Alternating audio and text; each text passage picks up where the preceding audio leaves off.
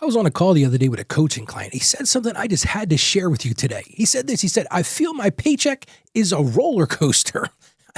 That's a great thing to talk about today. Now, I'm going to tell you right now, he's in sales. But let me ask you, do you ever feel like your paycheck's a roller coaster as well? Think about this. Click, click, click. You're climbing up. Then a big month, a big check. You feel amazing at that time. Then whoosh, straight down. You could see that in your mind.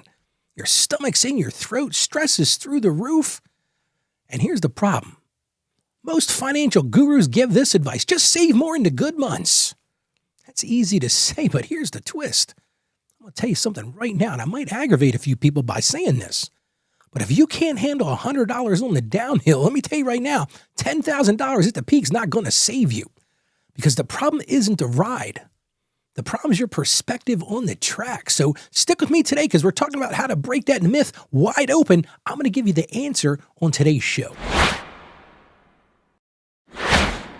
Welcome back to Financially Confident Christian. I'm Ralph. I'm so happy you've chosen to give me just a little bit of time today as we continue to help you become a financially confident Christian.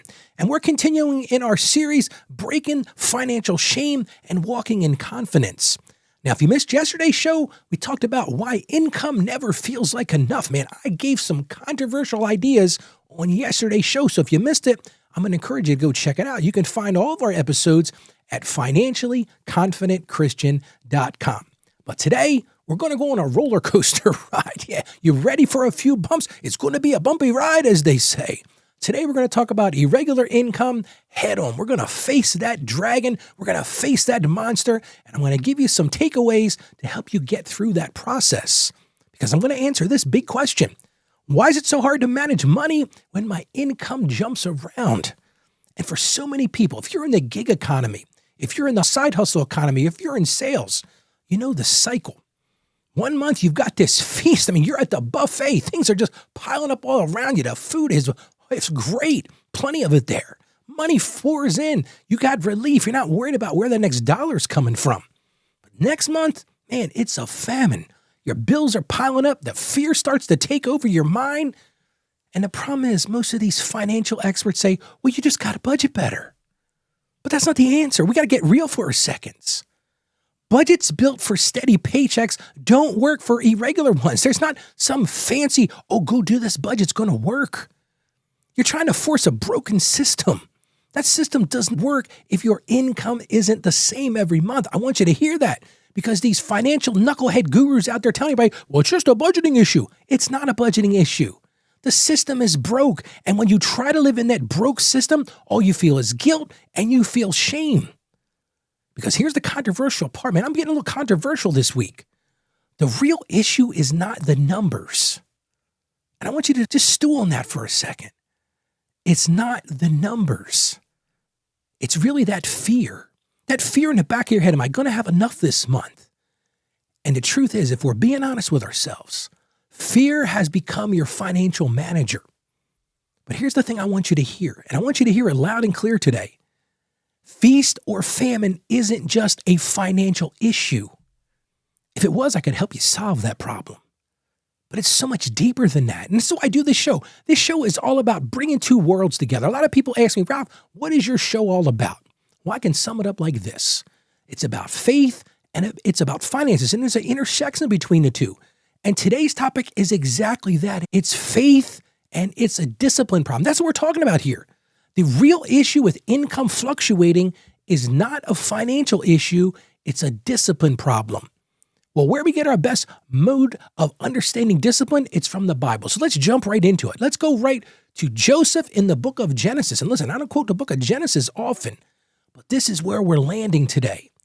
And if you don't know the story, it's not just about grain. And I'm going to read the passage here in a second. But Joseph built a system. And that's what I'm going to encourage you to do today is build a system because Joseph built this and made Egypt thrive when everyone else was starving. So today, I'm going to give you something that can help you to stop from starving. Let's get right into the book, and it's the book of Genesis, chapter 41, verses 34 to 36. You know, one of the things I do on the show is I want to ground what I say in Scripture because that is the absolute truth for how we want to live our lives. But let's get right to it. Genesis 41, 34 to 36. Let Pharaoh appoint commissioners over the land to take a fifth of the harvest of Egypt during the 7 years of abundance. They should collect all the food of those good years that are coming and store up the grain under the authority of Pharaoh to be kept in the cities for food. This food should be in reserve for the country to be used during the 7 years of famine that will come upon Egypt, so that the country may not be ruined by the famine.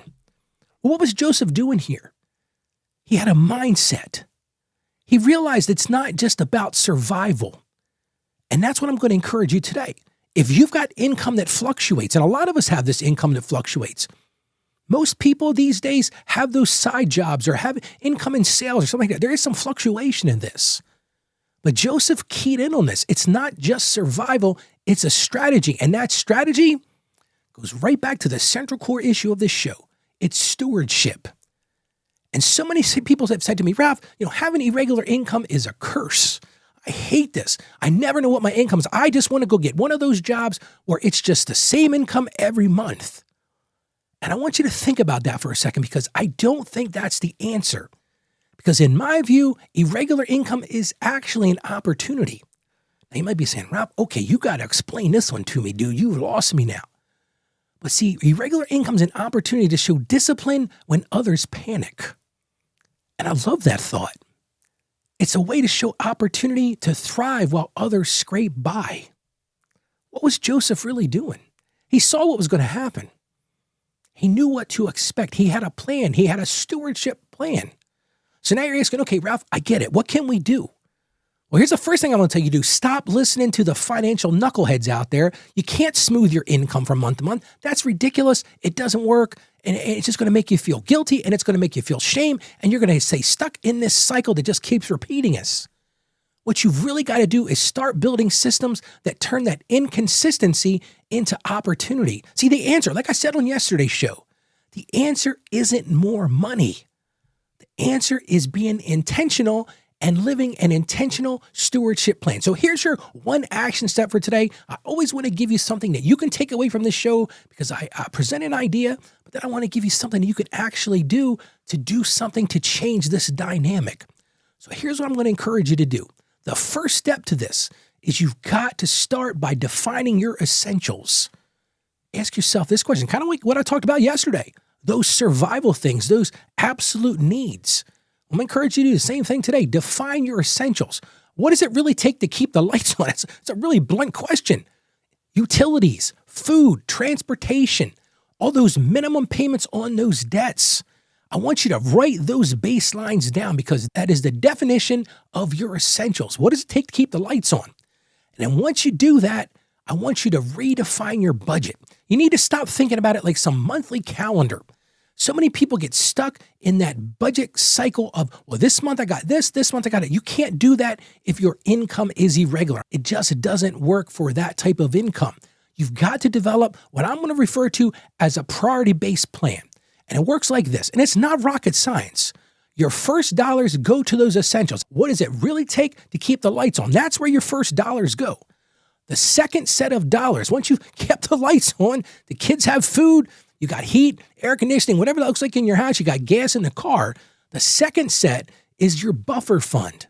That's where you're going to help build that savings account for those months that you have less income. Yes, if you want to call that smoothing, I guess you can argue that, but it's really a different mindset. And the final thing, once you get past that, then you can spend some money on extras, because you got to build that buffer with purpose. It's not just about surviving during those famine months. It's about building stability and giving yourself options. And listen, here's the big takeaway for today. Target about 1 to 3 months of essentials. It's kind of like an emergency fund, but that's the way you've got to live if you have this type of income that fluctuates from month to month. And then you got to treat those feast months differently. So many people, and listen, I'm guilty of this too. So many people who live in this type of economy, they've got a great month. What do? They start eating out more. They go buy stuff. They inflate their lifestyle. I've done many shows about this. You can't assume that's going to last. So you've got to change your mindset. You got to get your head straight. You got to funnel those extras into that buffer. Funnel that extra time you got. Listen, if you don't have as much work coming in, take that time and invest in yourself. Do some skill building. It's all about building that intentional stewardship for kingdom impact. Because when you do this, and I truly believe this works, it breaks that fear cycle. Because like I said, that is what is motivating you. You're so scared because you don't know what's around the bend. And this, by doing this, it gives you control. So many people, like that guy I talked about, the coaching client, he said, Ralph, I'm on a roller coaster. What he was really saying to me is, Ralph, I don't have any control.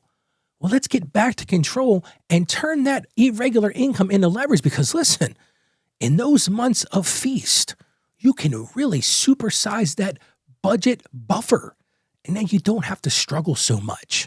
How about we pray together? Father God, we confess we've let fear drive our money choices. Lord, we've been stuck on that roller coaster, and so many times we blamed our paycheck instead of confronting our perspective. So today we ask that you would teach us to see irregular income not as a curse, Lord, but as an opportunity. We ask that you would give us wisdom like Joseph to prepare in plenty and trust you during those months of famine, Lord. Help us to steward faithfully, not fearfully. Help us to break the chain of fear and guide us to use every dollar to glorify you no matter when it arrives, no matter what it looks like on a month-to-month basis. And we ask this in confidence. In the name of Jesus, amen. Irregular income isn't the enemy. Know your enemy. If you want to be successful in war, you've got to know your enemy. Your enemy now is fear. That is what the enemy is. And budgets made for steady jobs just don't fit your world. I'm sorry, they're not going to work. But what does work is God's wisdom, the wisdom of Joseph. So start by redefining what is enough for you. Build a system like we talked about on the show, those baseline essentials. Build that buffer, and then you've got some extras. And sit back and enjoy the ride, but turn it into stability. And now maybe you know somebody right now that's in this same situation. Maybe you work with somebody in the sales field or in that gig economy, those side hustles, and you're thinking, Ralph, we have these discussions all the time. I ask you to do me a favor. Send them a link to this show. Send them a link to the podcast in general. They can gain a lot from this. Just send them to our website. That's financiallyconfidentchristian.com, and let them become part of this movement to try to break the chains of financial shame and move to confidence. And while you're there, I want to give you a free copy of my book. I just finished writing this book. It's called How to Become a Financially Confident Christian. It's a great book to help you really get your mindset straight, because that's what we're talking about. How do I find that confidence in the only true source of that? And that's in Jesus Christ. So go get a copy of that book. You can do that by going to financiallyconfidentchristian.com/becoming. One more time, no strings attached, financiallyconfidentchristian.com/becoming, and get a copy of my free book. You will absolutely love it. Now, tomorrow we're going to talk about a new struggle. And that's, why do I struggle to use my talents to earn more money? Tomorrow, I'm going to talk about how to boldly leverage your God-given abilities, and I'm going to give you a little sneak peek. If you're not doing that, we may be thinking about a sin situation here. So make sure you join me tomorrow on the show. It's really going to be a great show tomorrow. And remember this, irregular income isn't a problem to fear. It's an opportunity to steward. Now, I know you can do this. I believe in you. Now go out there and be a financially confident Christian. Stay financially savvy. God bless you, and you have a great day today.